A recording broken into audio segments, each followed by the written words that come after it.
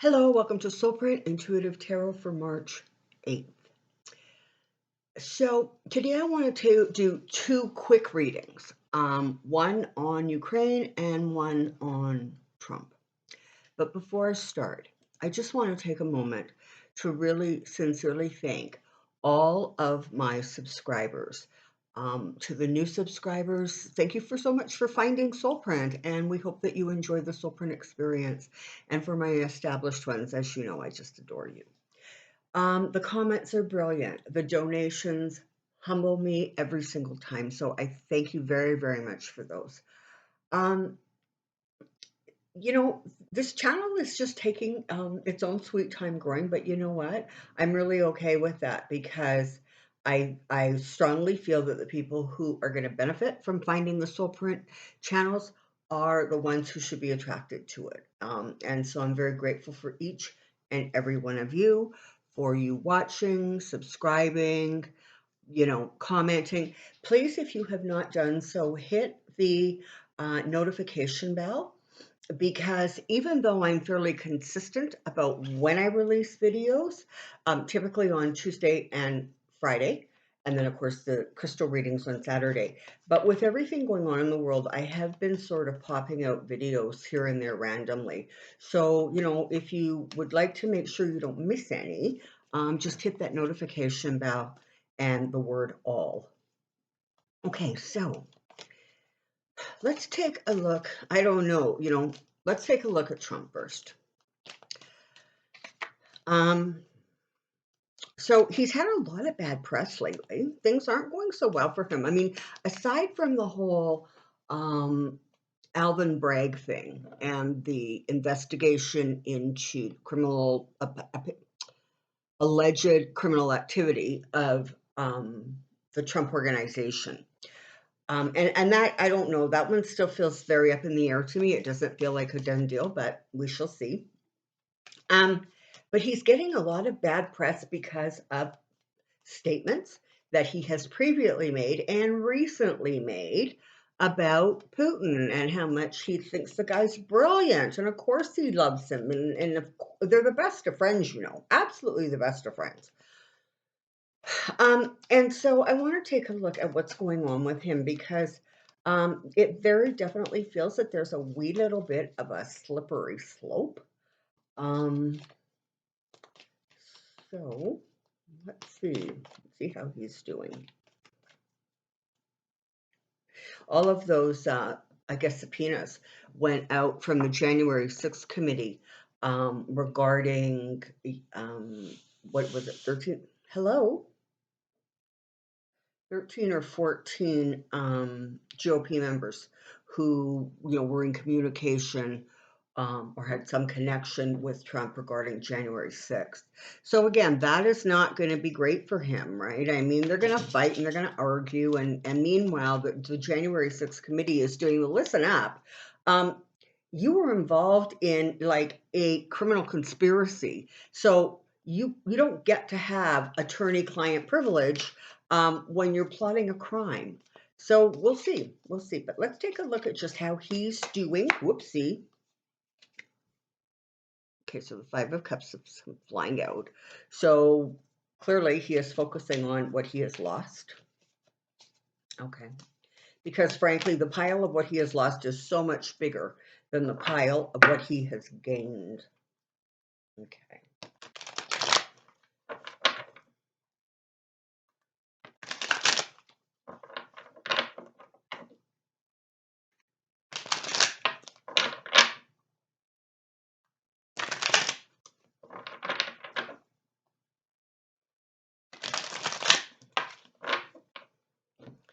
All right, here we go. Come on down. I have a question. Okay. So,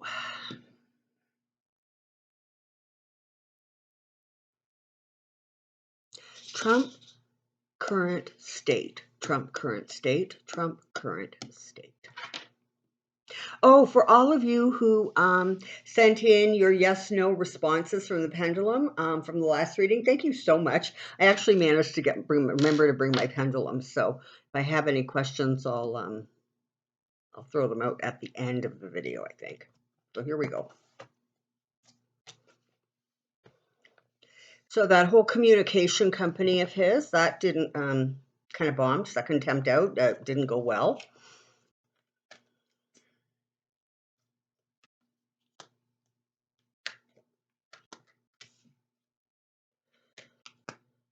Okay. All right. So here we go.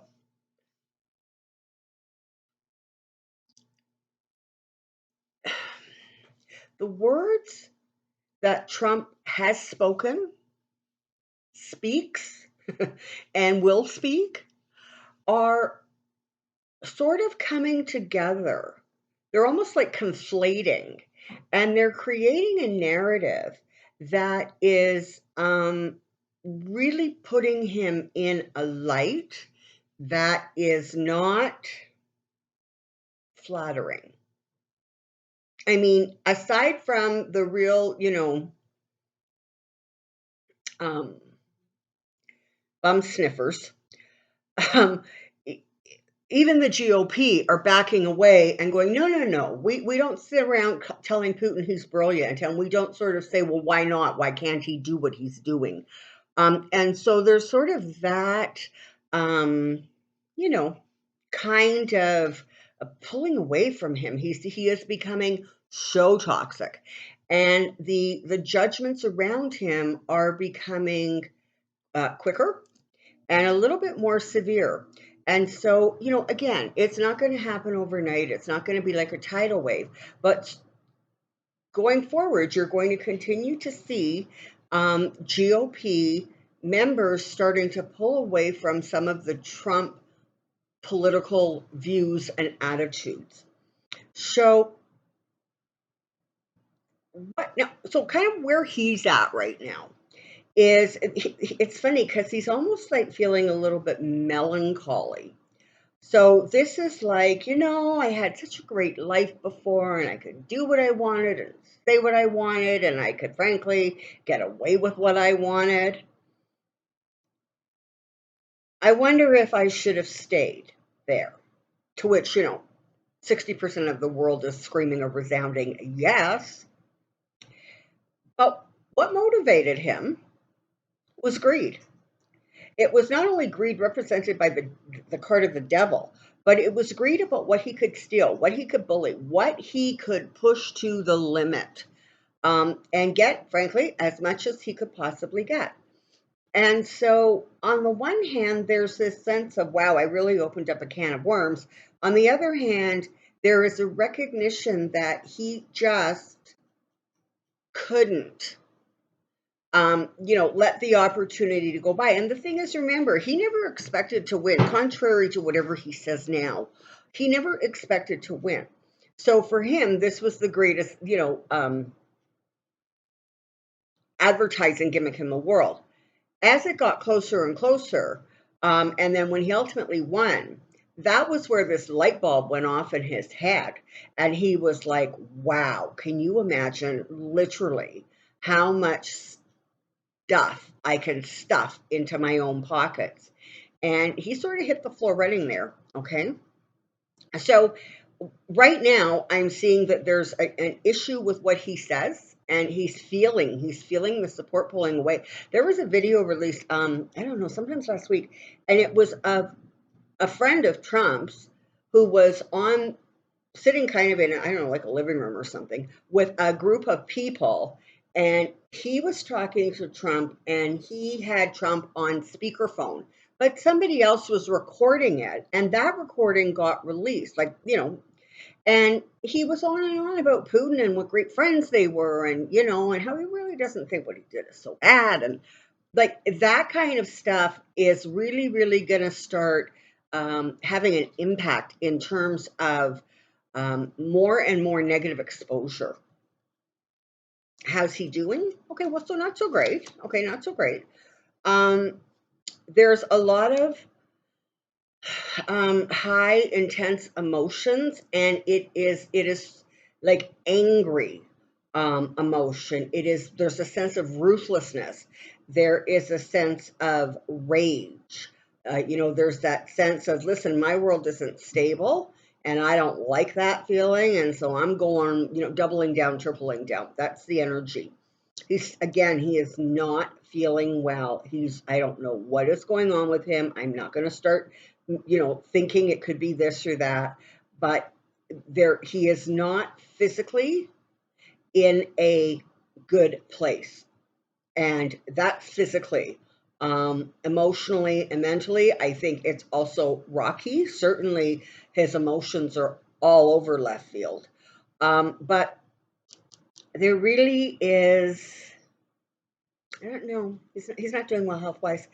More and more, he's starting to feel the impact of the losses he has sustained. So for a long time, he was sort of in that state of they can't touch me, they can't touch me.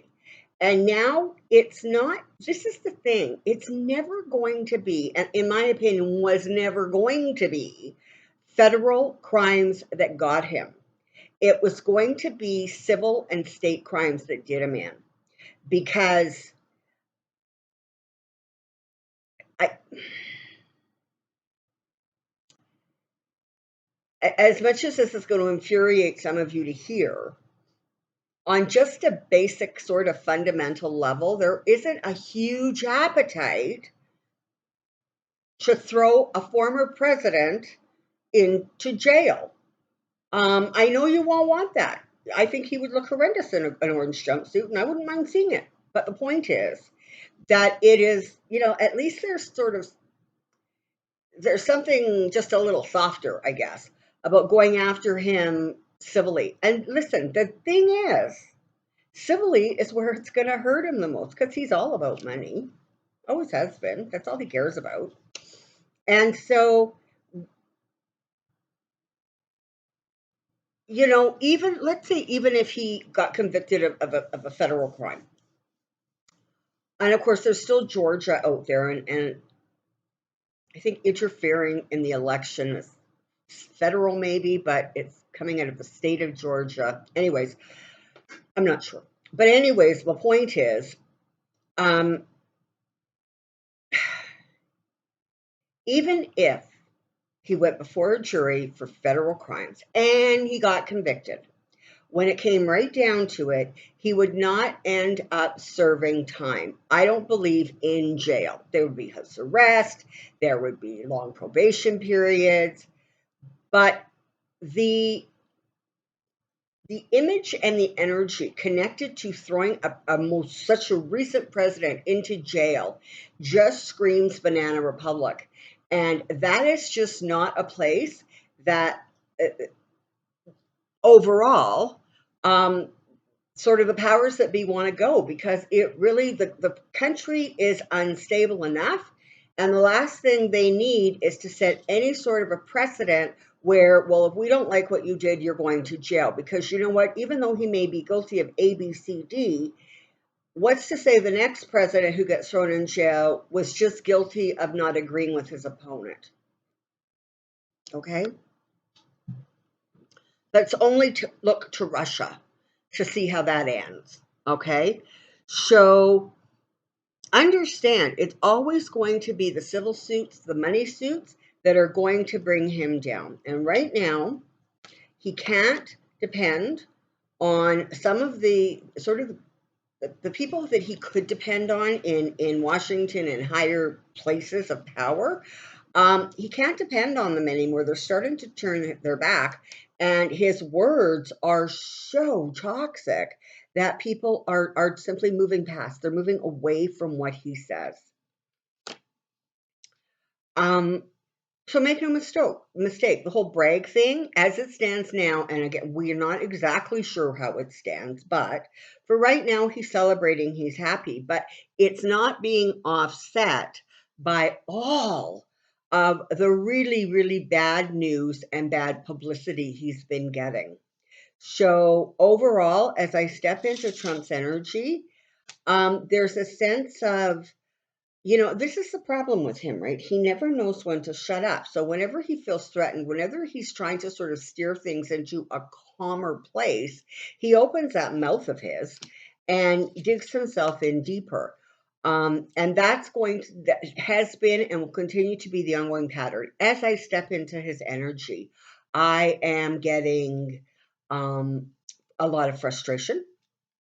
I am getting resentment, anger.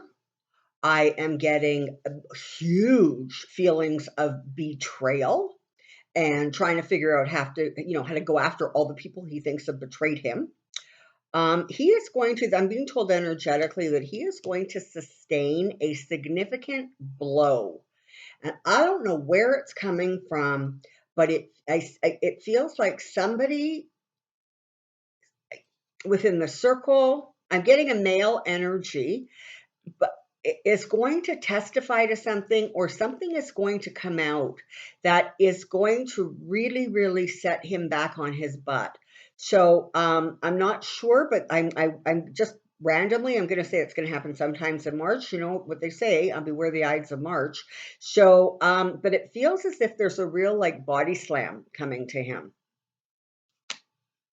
Now it comes right down to it. The partnerships that he made, the business dealings that he made, the criminality, he's catching a break on it, but he's not going to escape. He's just not. And there is still some very powerful women who are coming after him. And I've not done a reading on Susan, I don't remember her last name, the woman who Bragg has put now in charge of the ongoing Trump investigation, he says. I haven't done a reading on her, but again, it strikes me that you're just one more female who's looking into him and probably not exactly liking what they're seeing. Oops. Okay. So you have the devil sitting out here, you have the tower, and you have death. So even though it's really frustrating right now, and frankly, I got to say, in some way, there's sort of a bit of a sigh of relief going on, because with all the attention focused on Putin and Ukraine, people aren't hyper focused on him. But his tower continues to crumble. And I think we all have to realize that his tower moment is not like an imploding building that gets detonated, okay? It is like crack, crack, tilt, crack, crack, tilt, right? Until at some point the whole thing just flops over because there's no foundation under it anymore. He's going to get what he deserves to get. I'll say it that way. To varying degrees. And listen, you know what? Leave something for karma. Just leave something for karma. But March is going to be a very difficult month for him, I think. And maybe he got this little thing of a perceived win at the beginning of March with the whole Bragg thing. But I got to tell you, I think the rest of the month is going to be difficult. And I think it's going to continue getting difficult. The more the January 6th committee starts releasing stuff and starts, pulling in witnesses. And, in some way it's kind of funny, right? Because their subpoenas are so full of information that in some ways it's like, do you actually really, really need a whole lot of detail from these witnesses who do or don't come? I'm sure there's very valuable information, but for some of the ones who kick up a fuss, it seems to me that in the the summons, the court order to come and be a witness, it seems to me that a lot of their dirt is already laid bare. So that's what we have on him. So for right now, look for some volatility, look for some anger, and frankly, look for his words to continue to really continue to get him into trouble. I saw there's a Lincoln Project commercial that was released of Trump saying all the brilliantly stupid things that he has to say about who, the wannabe czar. So yeah, all right. Now So I want to look at Ukraine, but I don't really want to. I mean, Ukraine, I have already said March is going to be a very difficult month. It's going to be bloody. There is stuff going on behind the scenes, be it through NATO, be it through other countries, that we are not privy to. And there's a whole lot going on that, once this is all said and done, there's going to be fascinating stories that come out about sort of some of the stuff that was done in preparation, because the writing was on the wall. Even though Ukraine per se wasn't convinced it was going to happen, certainly intelligence agencies in other countries were going, this really doesn't look good. And so there were prep going on long before that February kind of initial invasion. So there's a lot going on that we just don't know about right now. Zelensky continues, as I'm looking at him energetically, he continues to stay strong and very determined. And there is a protective shield around him. And he has some very powerful energy beings around him, protecting him and guiding him. So I think for right now, anyways, in this moment, it's looking like he's going to be okay for right now. That's the best I can give you. However, I want to take a look at his nemesis. Okay? Because, what the heck is going on there? Frankly, he's doubling down. He said he was going into Kiev or Kyiv. But he's he's on the eastern side of Ukraine, and he's sort of starting to come in. I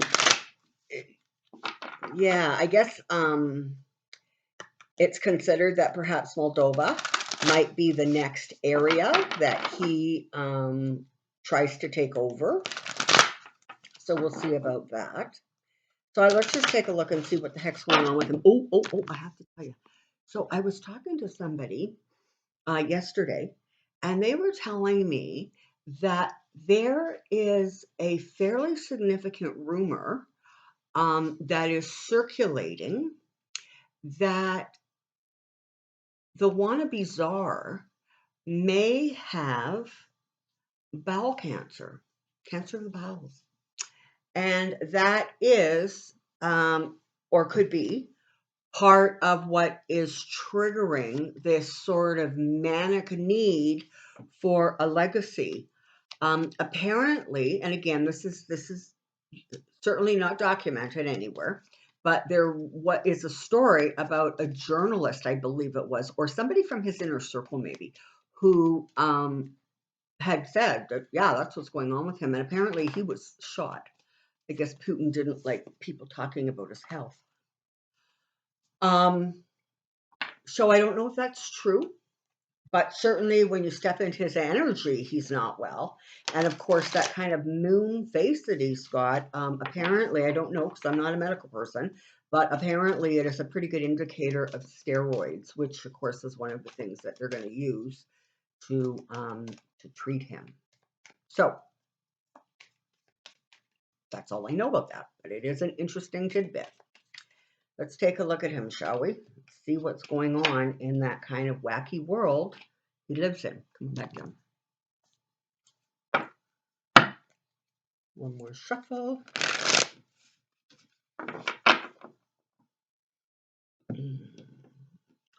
Russian leader strategy.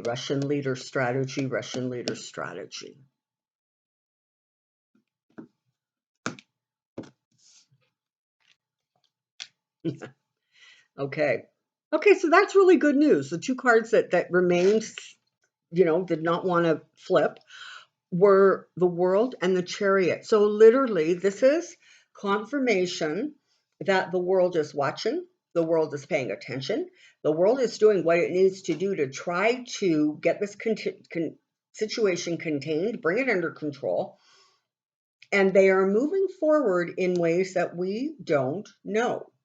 I don't know what else to say. There's so much stuff going on behind the scenes. And it really is sort of being kept out of, and there's like very little, there's almost no leaking about this. It is like hush, hush, hush, because he is posing a significant threat to the entire planet.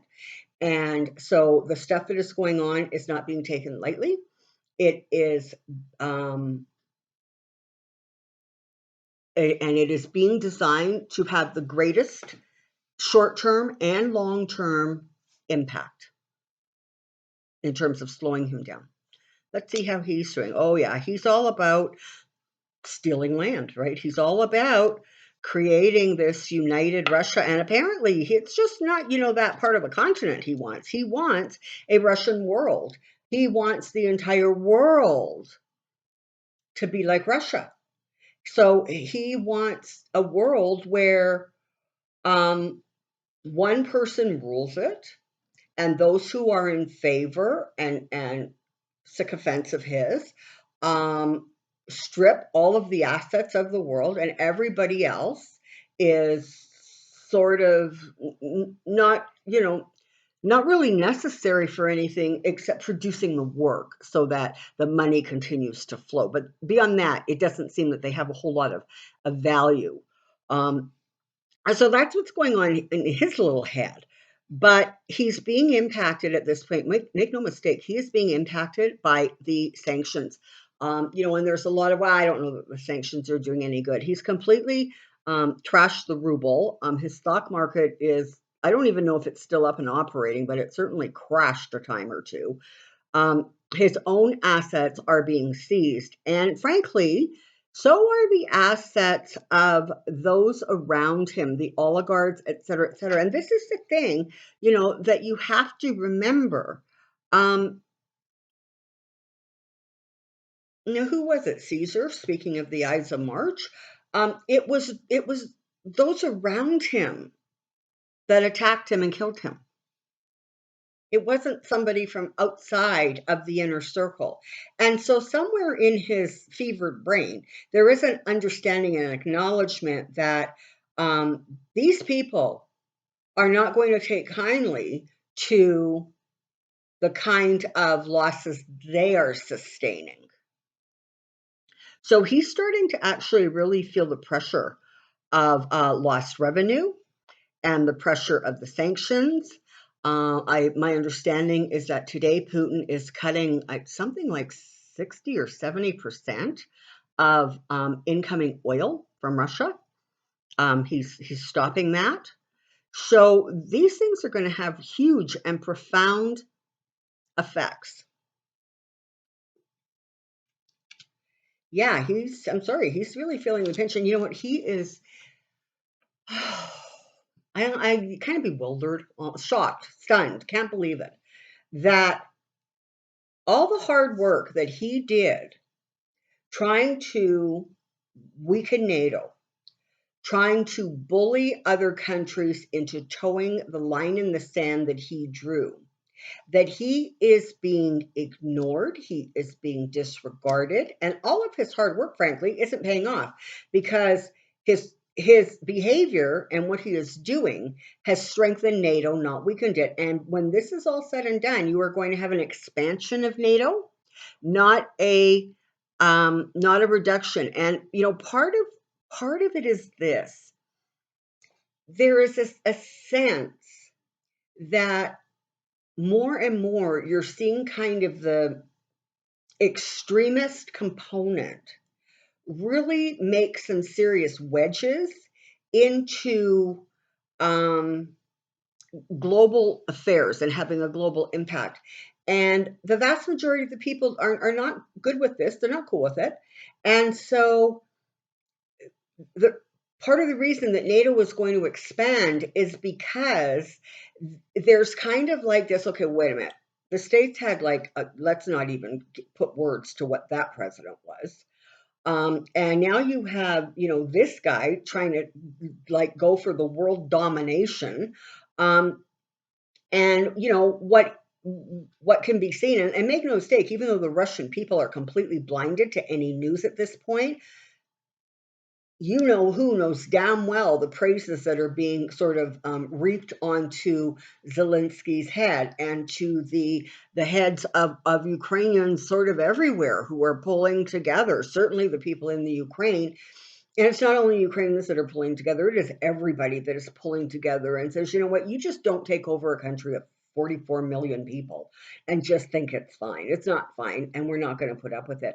So he's sort of in this place where his strategies aren't working. He's got soldiers that are, surrendering. He's got equipment that is dead on the road. He's got oligarchs who are not happy with him and a lot of them who are complying. And that makes it sort of even worse. They're out there talking against him. And so he is really starting to feel very, very isolated. And because of that, he is like, look at, you've got the Fool and the Emperor. So you literally have an energy of he is going to keep pushing this crazy idea that he has of the one world Russia. Um, he's not going to succeed. But right now, that is the state he is in. It is the very definite sense of um, go big or go home. Honestly, it's like I'll take any risk. I'll do whatever I have to take because I need to cement that legacy. I need to be the emperor of Europe. I need to be the emperor of the world. I'm not going to be happy if I'm not. That's sort of the energy. And so he's very dangerous right now. Make no mistake. He's incredibly reckless and he is really, really mentally and emotionally over the top. There is almost no calming him down or settling him down. And of course, the Four of Pentacles is talking about just his basic greed and his greed to hold on. It's not only hold on to what he has, but it's to accumulate everything else and tuck it under his wing. Um, and that's not going to work for him, right? There comes the devil. So where he's at right now is a dangerous time for the rest of the world because he's incredibly reckless. But ultimately, it doesn't work for him. Ultimately, he gets stopped.